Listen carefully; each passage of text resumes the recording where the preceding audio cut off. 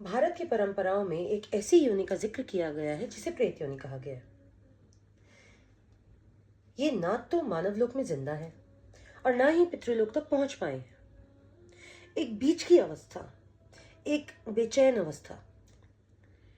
ये एनर्जीज अपना शरीर त्याग चुकी हैं, लेकिन किसी भी वश, किसी भी कारण के वश ये मुक्त नहीं हो पाई। आज हम बात करेंगे प्रेत योनि के बारे में, उनके प्रकार, उनकी उत्पत्ति और उनकी मुक्ति के बारे में।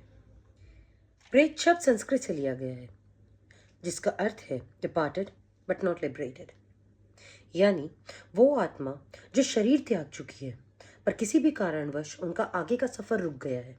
गरुड़ पुराण, ब्रह्मानंद पुराण और ग्रह सूत्र बताते हैं कि प्रेत योनि एक ऐसी योनि है जहां आत्मा बेहद बेचैनी में रहती है। शरीर का अभाव होता है पर भूख प्यास का भाव बना रहता है, और जब तक कोई संस्कार, पुण्य या क्रिया से इनकी मुक्ति ना की जाए तब तक ये प्रेत योनि में बनी रहती हैं। प्रेत का निर्माण कई प्रकार से होता है। पहला, अकाल मृत्यु, जैसे एक्सीडेंट, मर्डर या शॉक, क्योंकि आत्मा को समझ ही नहीं आता है कि उसकी मृत्यु हो चुकी है। दूसरा, पाप। गरुड़ पुराण के अनुसार कोई भी आत्मा जिसने अपने जीवन काल में दूसरों को पीड़ा पहुंचाई है, अत्याचार किया है, या फिर अपना जीवन जो है वो नशों में व्यतीत किया है, उस आत्मा को मृत्योपरांत प्रेत योनि में गुजारना पड़ता है।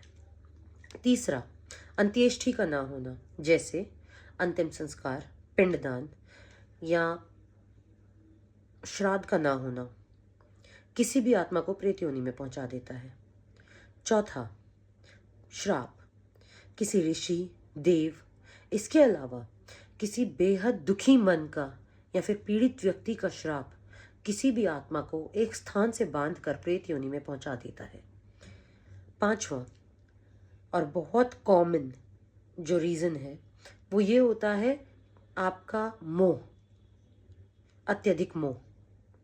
किसी भी स्थान, व्यक्ति, आपके परिवार से, आपके घर से या फिर धन से अत्यधिक मोह एक इंसान को प्रेत योनि में रोक लेता है और उसकी मुक्ति का मार्ग बंद कर देता है।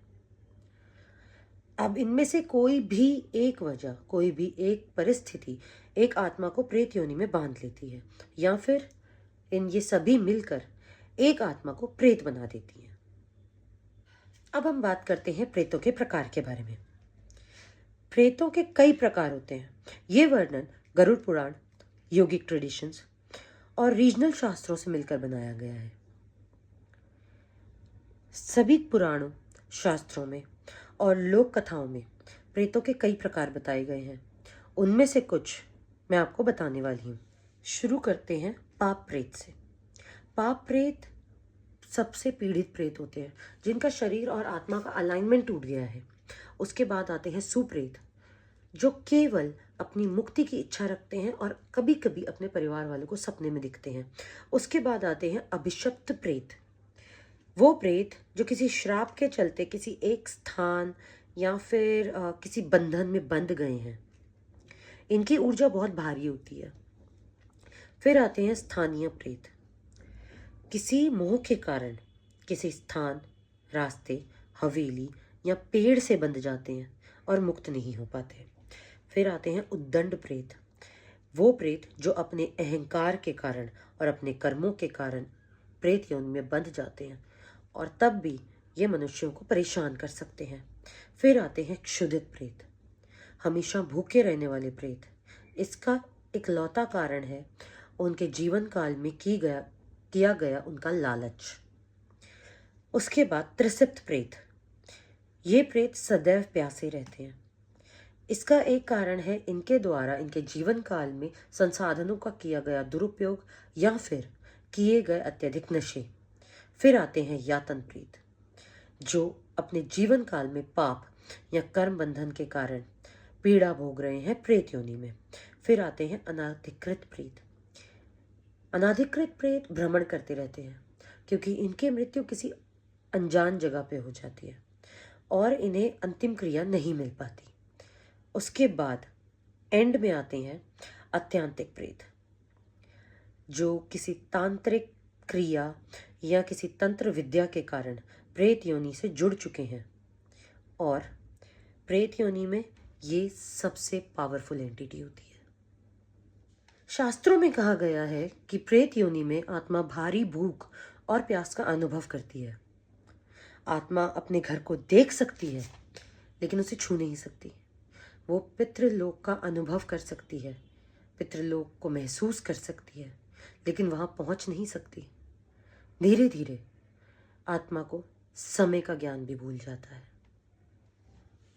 परंतु ये अवस्था अस्थायी होती है, क्योंकि कई तरीकों से, कई माध्यमों से प्रेत योनि से मुक्ति पाई जा सकती है, जैसे तर्पण, पिंडदान, दान या फिर मंत्र साधना।